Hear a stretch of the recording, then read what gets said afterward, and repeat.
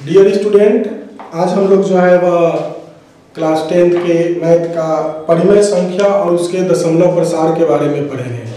परिमेय संख्या जैसा कि हम लोग पढ़ चुके हैं, परिमेय संख्या को हम लोग p/q के रूप में लिखते हैं। परिमेय संख्या को p/q के रूप में लिखते हैं जहाँ q is not equal to 0, जहाँ q जो है वह 0 के बराबर नहीं होता है। उस स्थिति में हम उसे कहते हैं कि यह एक परिमेय संख्या है। अब इस स्थिति में दशमलव प्रसार यानी कि इसे हम जब भाग लगाएंगे p को q से तो दशमलव प्रसार उसका शांत होगा या अशांत होगा। तो इसके लिए हम लोग जानते हैं कि p और q के रूप में p और q का कोई जो है यानी कि p और q जो है वह एक सअभाज्य संख्या है। सअभाज्य संख्या है। कैसी संख्या है? तो सअभाज्य संख्या है। p और q कैसी संख्या है? तो एक सअभाज्य संख्या है। p और q कैसी संख्या है? तो एक सअभाज्य संख्या है। उस स्थिति में हम लोग q का जो है अभाज्य गुणनखंड, q का अभाज्य गुणनखंड, q का अभाज्य गुणनखंड वह क्या होना चाहिए? तो q का अभाज्य गुणनखंड जो है वह 2 के पावर n इंटू 5 के पावर n के रूप क्या होना चाहिए, जहां m और n जो है वह ऋणोत्तर पूर्णांक है। ऋणोत्तर मतलब ऋण को छोड़कर नॉन नेगेटिव, यानी कि वह m और n जो है नेगेटिव संख्या नहीं होनी चाहिए। कैसा होना चाहिए गुणनखंड? तो 2 और 5 का गुणनखंड होना चाहिए। किसका? q का। अगर q का गुणनखंड जो है सअभाज्य, q का गुणनखंड अभाज्य संख्या का गुणनखंड 2 और 5 का होना चाहिए। किस रूप में? तो p/q के रूप में दशमलव प्रसार शांत है या नहीं है। इसके लिए अगर q का गुणनखंड 2 और 5 का हो तो उस स्थिति में परिमेय संख्या का दशमलव प्रसार जो है वह निश्चित रूप से शांत होगा। कैसे होगा? तो दशमलव का शांत प्रसार होगा। जैसे मान लिया जाए कि p/q के रूप में हम जो लिखते हैं, p/q के रूप में जो हम लिख रहे हैं वह p/q के रूप में हमारा जो है मान लिया जाए 23 है। 23/50।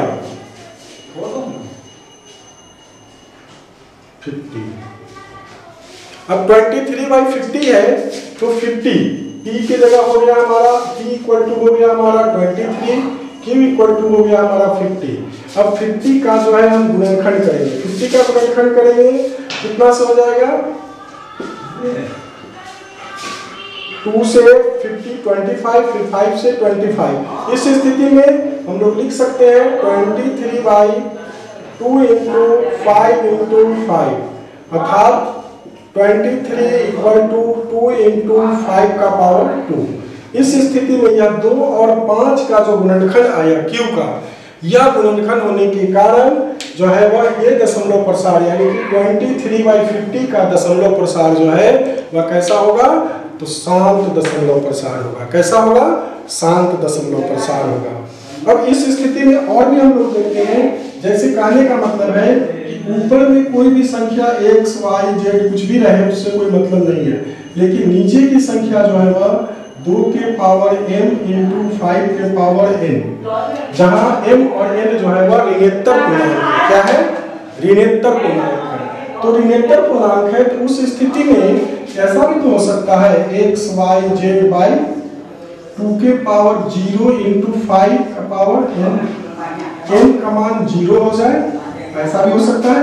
ऋणोत्तर में तो माइनस में है तो यहाँ माइनस नहीं होकर n का मान 0 हो सकता है। तो उस स्थिति में क्या हो जाएगा? x, y, z by 1 into 5 का पावर n, यानी कि 1 आ गया। इस स्थिति में भी 5 का पावर n, ये भी एक दशमलव प्रसार कैसा होगा? ये भी दशमलव प्रसार शांत होगा। तो इस प्रकार से किसी भी संख्या का दशमलव प्रसार शांत होने के लिए क्या होना चाहिए?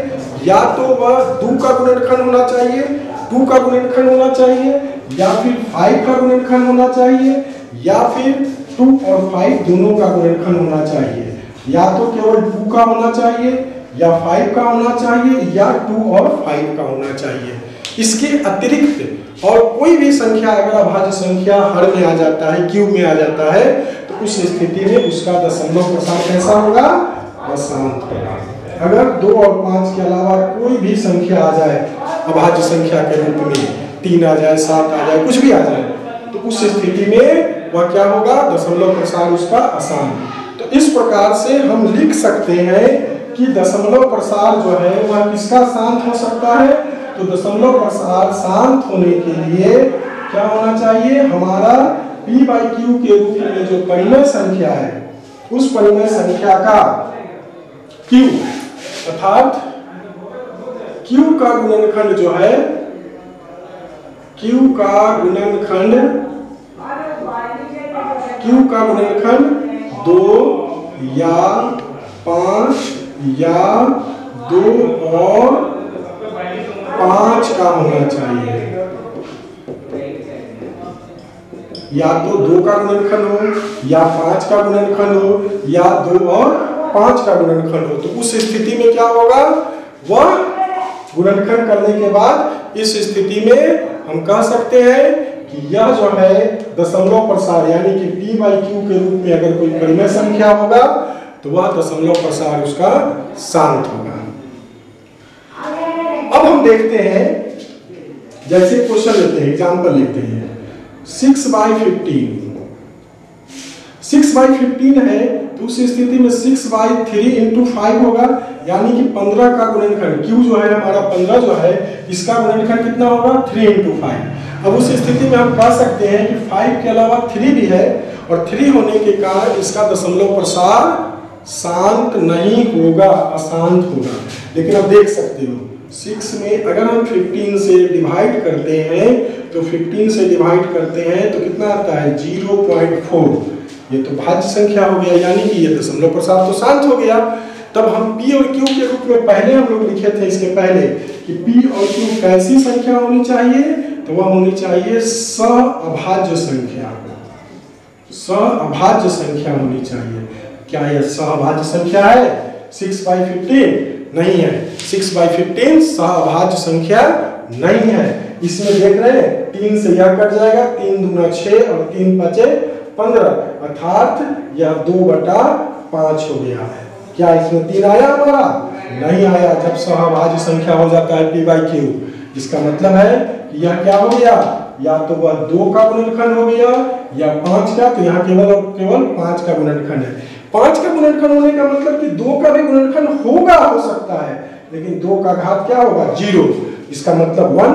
तो इसलिए 2 का गुणनखंड या 5 का गुणनखंड या तो फिर हमारा 2 और 5 दोनों का गुणनखंड होना चाहिए। तो इसलिए यह संख्या जो है एक भाज्य संख्या के रूप में आ गया, दशमलव प्रसार शांत हो गया। इस प्रकार से हम लोग कह सकते हैं कि दशमलव प्रसार कैसे निकालेंगे। तो दशमलव प्रसार निकालने के लिए हम लोग बस इतना ही ध्यान रखना है कि p/q के रूप में होना चाहिए। और p और q कैसी संख्या होनी चाहिए? तो वह होनी चाहिए सहअभाज्य संख्या। सहअभाज्य संख्या का मतलब दोनों संख्या में कोई भी उभयनिष्ठ गुणनखंड नहीं होने चाहिए। इस प्रकार से हम कह सकते हैं कि p/q क्या होगा? तो शांत होगा या अशांत होगा। इसके लिए हम लोग 2 या 5 या 2 और 5 का गुणनखंड किसका? तो q का। q का गुणनखंड क्या होना चाहिए? 2 का होना चाहिए या 5 का होना चाहिए या 2 और 5 का होना चाहिए। इस स्थिति में p/q एक का दशमलव प्रसार एक शांत होगा, यानी कि दशमलव प्रसार कैसा होगा? शांत होगा। इसे हम लोग कहेंगे शांत दशमलव प्रसार। लेकिन उसके अलावा और कोई भी संख्या आ जाती q में 2 और 5 के अलावा तो वह क्या हो जाएगा? अशांत दशमलव प्रसार हो जाएंगे। इस प्रकार से आज के क्लास में हम लोग देखें कि p/q के रूप में क्या है, तो शांत और अशांत कैसे हम लोग निकालेंगे। तो आज के क्लास में इतना ही। दशमलव प्रसार हम लोग सीखे एक्सरसाइज 1 का, इकाई 1 का, कि दशमलव प्रसार शांत और अशांत कैसे होते हैं।